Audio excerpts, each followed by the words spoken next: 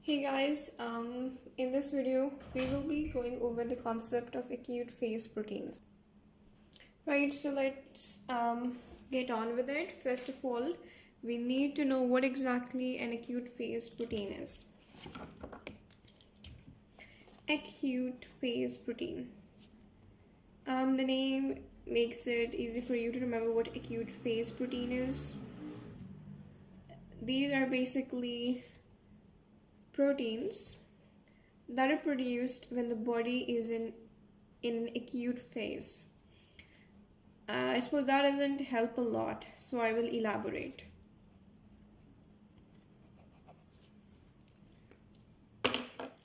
Acute phase proteins, these are plasma proteins, right?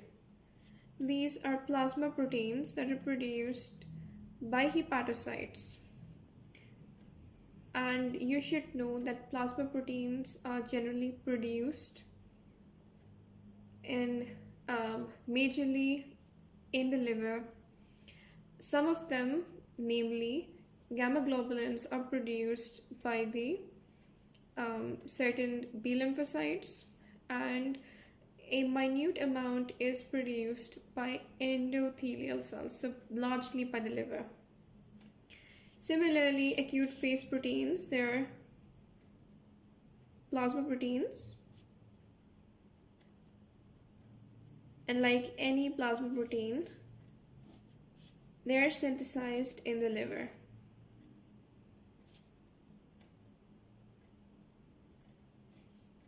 Now, why are they synthesized? What is the trigger that leads to their synthesis? Generally speaking, there will be trace amounts of acute phase proteins in the plasma at all times.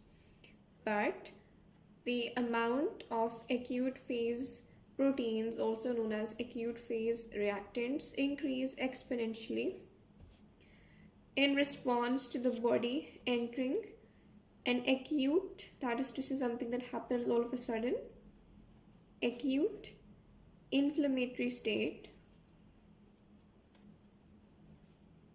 right? And the acute phase reactant may exponentially rise secondary to tissue damage, that after tissue damage.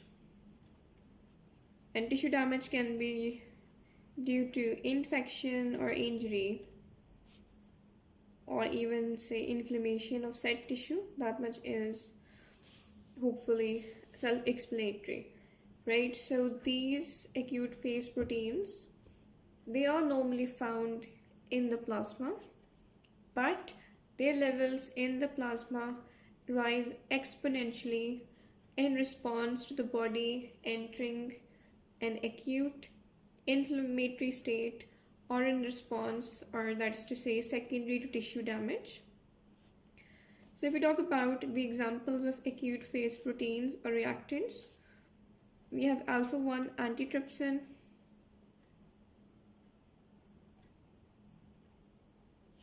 right, which is an alpha-1 globulin.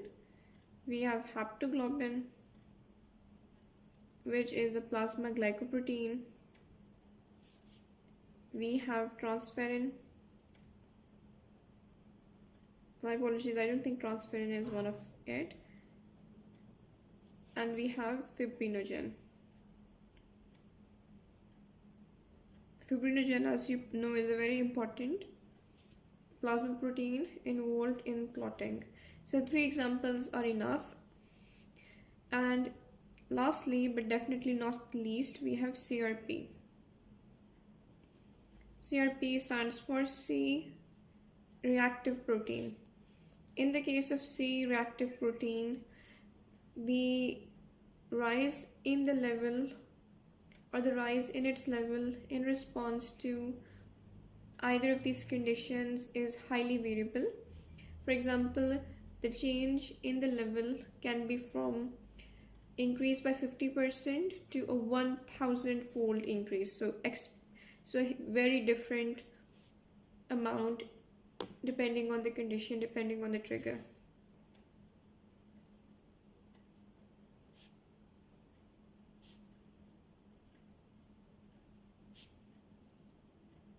right? So we've talked about this happening, that this is what happens, and in response to what it happens, and to which it happens, and by how much it happens. But why do you think it happens? It is believed, and this stands true too for all acute phase proteins to some extent, that these acute phase proteins, they have a role in the body's response to inflammation, keeping in mind that inflammation is also a body's response, right? And the role is very important, not a minute role in body's response to inflammation.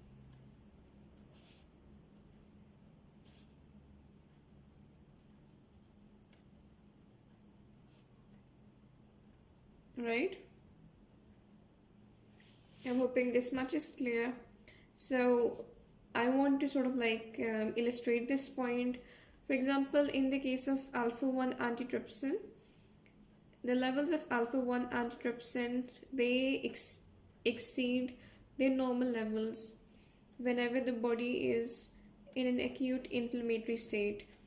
And how do they help out, or how do they play a part in the body's response to said inflammation? What they do is they basically prevent damage to the body's tissue by excessive proteolytic action. I will illustrate with an example.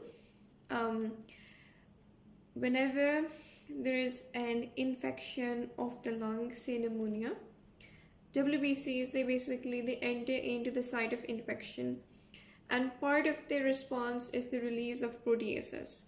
So what are proteases? Proteases are basically protein enzymes that break down proteins, right?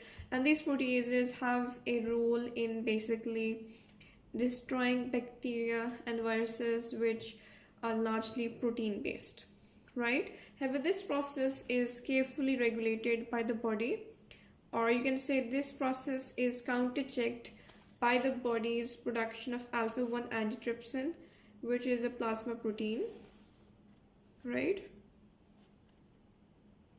Countercheck mechanism. So what does alpha 1 antitrypsin do? What it does, it basically binds to the proteases that are produced. For example, obviously trypsin, which is a protease, but its binding and complex formation is not limited to trypsin alone, even though this is an outdated name. It can combine with a number of proteases, including elastases, which break down elastic proteins, etc. So, for example, alpha 1 antitrypsin, it binds with some amount of the elastase produced by WBC, so preventing the elastase from damaging the body's own tissue. For example, the elastic tissue that makes up an integral part of lung tissue. And I will illustrate the importance of this with a real life example of certain people who have a genetic mutation, because of which alpha 1 antitrypsin production in their body is deficient. They have a mutation. So what happens is that they are unable to produce enough of alpha 1 antitrypsin, and the activity of the proteases produced by the WBC is unregulated. So what does this do?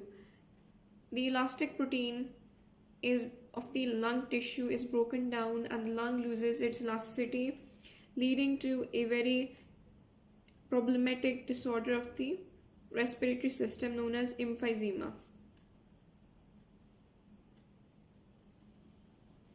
So this is the importance of alpha 1 antitrypsin function in terms of this, right?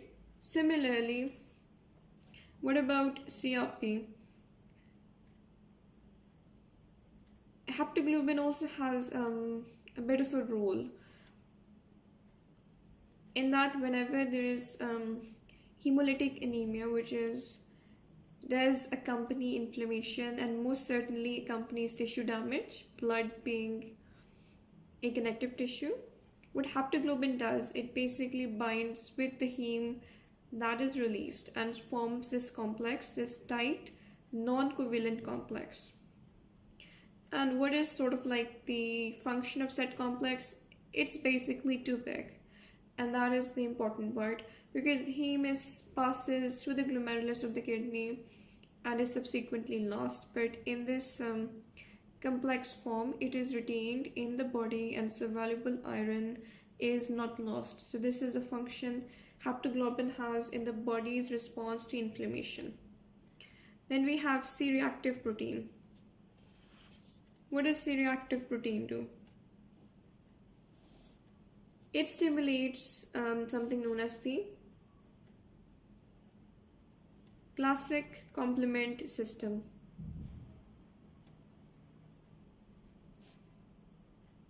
Right? Now this classic complement system itself consists of about 20 other plasma proteins. Right? So this is itself consisting of plasma proteins, but not what you would consider as acute phase proteins. Now what these 20 other plasma proteins are basically tend inactive in the plasma until they're stimulated by the increased levels of CRP in response to tissue damage, tissue infection, etc.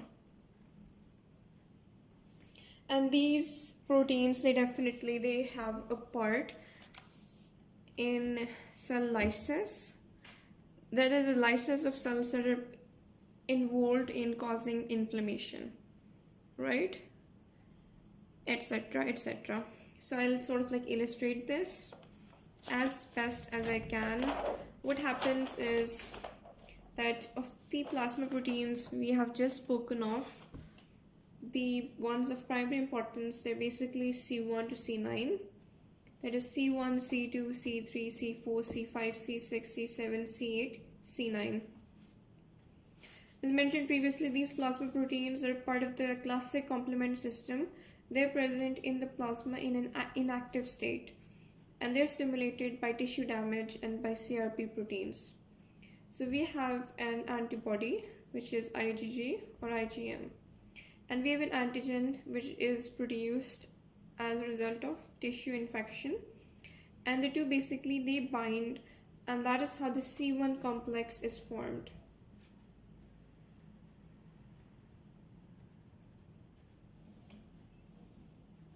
Now what the C1 complex does is that there is basically fragments of plasma proteins C2A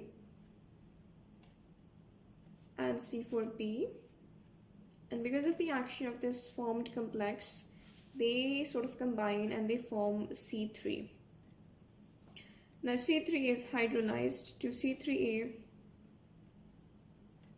and C3B. Let's talk about C3B first.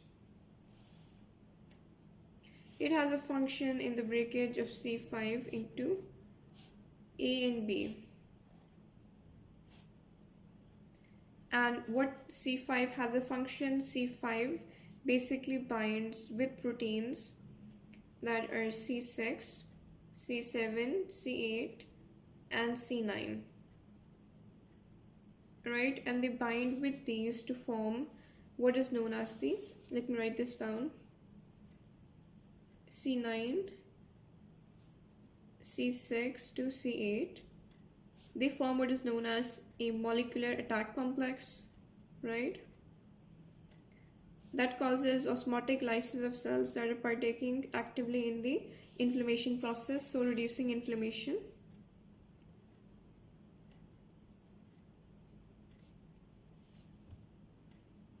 Alright. CB and C3A on the other hand, they have a role. They have other roles in inflammation and the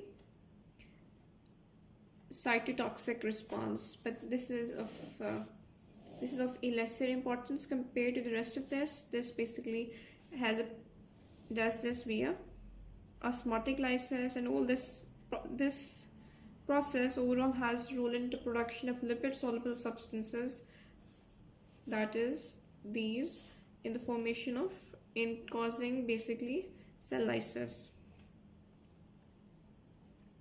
So I'm hoping I got the point across to you. In the next video we'll be talking about the clinical importance of alpha-1 antitrypsin and that of haptoglobin, and the role of alpha-1 antitrypsin in certain kinds of hepatitis and cirrhosis. Till then, thank you.